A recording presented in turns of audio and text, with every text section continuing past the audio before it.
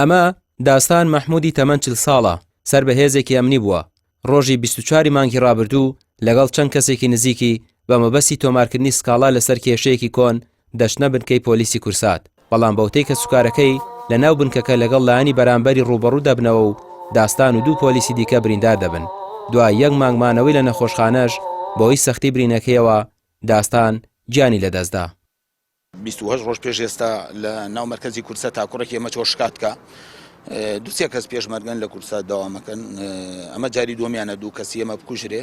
جاری پێشوو پیان وتی کوڕ حکم درا و اینی خۆی کراوە بڵێ نەگەشتینە ئەنجام.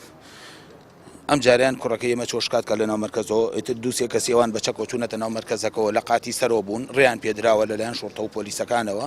ئەو کوڕی ئێمە چۆشکات کە تەفتیش کراوە لە ئیسلاماتەکەی چێک بێنێ سێری بچێ بۆ ژووری زابطەکە و شکاتکە لەو دەقەیە ئەو کوڕە دەمانچەی لە خاتی سەرەوە ڕایکێشا و بەدەستی وەگرتۆ بە قارمەکان هاتۆتە خوارەوە پۆلیسێک گرتوێتی نە باوکو براکەشی لەگەڵ یا بۆیان توانی بکێ بووە داوامی کردو کەسەیان نانە ئەویش چووە بۆ شکات ئیتر بە چەکەوە چووەتە ژوورەوە چەکی بردوۆتە ژوورە ئیتر چۆن ڕێیان پێداوە ئەو خۆیان نەیزانن. لە دوای هاتۆتە خوارەوە ڕێک و پێک تەقەی لەم کوڕی ئێمە کردووە سێفیشکی لێداوە بە کوشتن.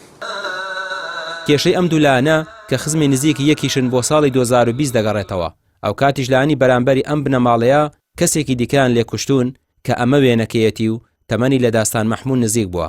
ئەم بنەماڵەیە دەڵێن یاسا و دادگا هاوکارمان نین، چۆن دەکرێت لە نێو بنکەی پۆلیس بەچەک هێرش بکرێتە سەرمان و هەمووان لێی بێدەنگ بن. پێشتریش کێشەمان هەبووە لە 8 دوازدەی 2020 تا هەرم عایلە براکیان کوشتووە. یعنی ئەمان وەکو بڵێن بەرپرسیارەتیان هەیە لە حیزبە یان بەرپرسیارەتیان هەیە لە حیزبە. بەڵێ ئێستا لە ڕووی یاساییەوە چیەکەن یعنی یەک کەس تەقەکەرەکەی لە ناو بنکەی پۆلیسایەوە گیراوە سییانیان هەر نەگیراون کە بەدەمانچەوە دەرئەکەون لە ڤیددیۆکەیە لە ناو بنکەکەیان خولێنەوە یەکیان نەقیبێکە بە ناوی سیروانەوە نەگیراوە باوکی و برایەکی گەشی ئەم تەقەی کردووە نەخێر بەرزان تەقەی کردووە سیروان و ئەیوب و عێزت. بەڵام لە هەمان کاتە برینارەکەی ئەمە کاکەوێتە عەرز ئەوان پەلاماری ئەیە 3 فیشەک لە سنگیاوە.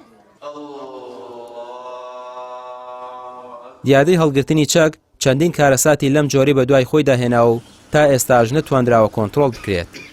طبعا ئەوەی کە چەکی بێمۆڵتە بێ زیابوونی چاگە بێت چاڕێم شانە هەمووی بکەیتای ئەم حاڵەتانە دایم واردە حکومەت خۆیەتی ئینا کەسێکی گاسایی ناتوانێت چەکی بێمۆڵە دەڵگرێت تا کەسێک نەبێ و پشتێکی نەبێ ناتوانێت چەکەڵ بکرێت. پێیان پەیوەندی بە پۆلیسی سلێمانیەوە کرد، وەڵامی پەیوەندیەکان نەدرایەوە.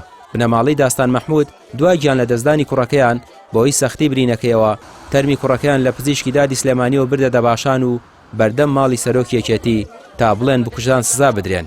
بەڵام کەس وەڵامی نەدانەوە و دواتر تەرمەکەیان ڕەوانەی گۆڕستان کرد. ڕامیار عوسمان، کەناڵی پێیام، سلێمانی.